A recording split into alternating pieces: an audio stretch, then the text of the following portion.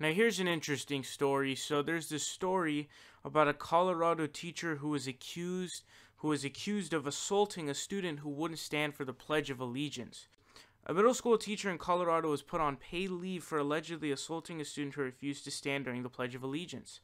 Lafayette Police Commander Brian Rosipachla confirmed to the Denver Post that officers responded to the Boulder Valley School around noon on Thursday to investigate a report that a teacher assaulted a student for refusing to stand for the pledge. The Boulder Valley School District allows students to sit or stand during the pledge, according to Boulder Valley School District spokesman Randy Barber. Barber told Denver Post that he could neither confirm nor deny that the incident happened, and they continue going on.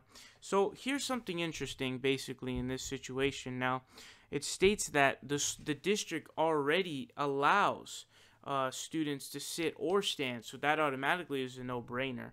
But I'm not sure whether this is a public school or a private school, but if it's a public school, they literally can't force you to stand because they're receiving tax dollars, so therefore they are state actors, meaning they have to employ free speech, meaning you can't force people to stand during the Pledge of Allegiance. Now, if it's a private school, on the other hand, I would still say they shouldn't do it, but they can do it because they're a private school and they don't have to abide by any of those rules.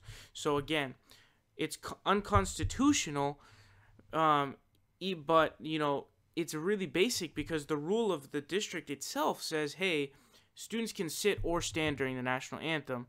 So it's a very no-brainer, basic kind of situation. But also, even if that rule weren't to be in place, it's still unconstitutional if it's a public school, which I believe it is, because again, they are essentially state actors, because they receive tax dollars and then they have to employ, free speech of the First Amendment. So this is something that the person shouldn't be forced to do, and it's a pretty, something that I think is diametrically opposed to the whole idea of, American individualism, democracy, free thinking, etc., etc. Support independent progressive media by leaving a subscription down below. Leave a like and share the video.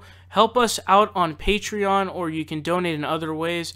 Links are in the description down below. We are fighting Trump tooth and nail, and we will continue to do so with your help.